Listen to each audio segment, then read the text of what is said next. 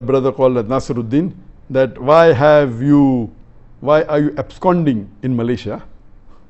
I'm not absconding in Malaysia. People know that I'm staying in Malaysia, in Putrajaya. What he may be meaning that why did I run away to Malaysia, or why did I come to Malaysia?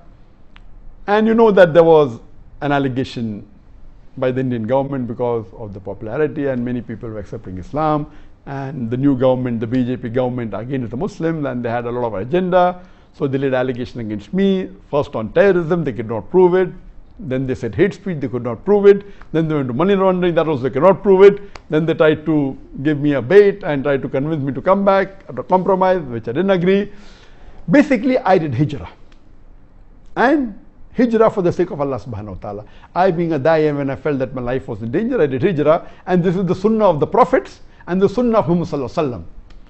And I was happy that Allah made it possible for me to follow one of the sunnahs of the Prophet, which very few people can do. I did Hijrah and I chose Malaysia. The reason is because I feel Malaysia is one of the best available Muslim countries in the world. Most of the Muslim countries in the world today have got problems.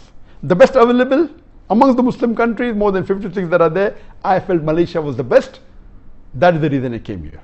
The reason I felt Malaysia was the best is, number one, that Malaysia is away from the war zone. You know, many Muslim countries are in the war zone, especially in the Gulf region. You have war in Yemen, you have war in Syria. So this Malaysia is away from the war zone, number one. Number two, it's away from the wrong influence of the Western countries. You know, people, the Gulf countries and Muslim countries close, which are in Europe and otherwise, they're under the influence, the bad influence of the Western countries, which Malaysia is away. It has very little influence of America and the Western countries, number two.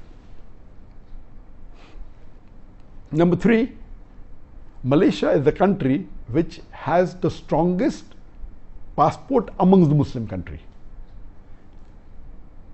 A Malaysian can travel to 185 countries without any visa. This was, I checked up last couple of months back. USA may be additional 2 countries. The highest is Japan, 190 countries. Then is Singapore, 189 countries. Then maybe UK, USA, 187, 186. Malaysia is 185 countries. The strongest passport amongst all the Muslim countries. That is point number 3. Point number 4, amongst the non-Arab Muslim countries, I'm not talking about the Arab Muslim countries, the non-Arab Muslim countries, on an average, a Malaysian, according to me, is a more practicing Muslim than an average Indian or average Pakistani. I do not mean bad for the Indians or the Pakistani, even I am an Indian Muslim. An average Indian Muslim or average Pakistani Muslim or a Bangladeshi Muslim, any non-Arab Muslim, Malaysia is, on average, a Malaysian Muslim is more practicing. You have the percentage wise, if you see a survey that says that in India, the Muslim coming to the 5 times compulsory Sun mosque is just a minute percentage. In Malaysia, it's a high percentage. The people fasting is a high percentage. That's the reason, as compared to the other non-Arab Muslim countries, the practice of Islam is stronger. That's point number 4. Point number 5, that in Malaysia, the federal religion is Islam. So you don't have to feel shy to call yourself Muslims. There are many Muslim countries where you feel shy to call yourself a Muslim.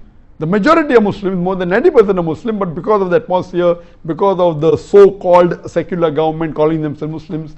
So these were the reasons that I chose Malaysia over other countries. I had got requests from more than 12, 13, 14 countries to come and stay there, and I chose Malaysia as the best amongst the one available.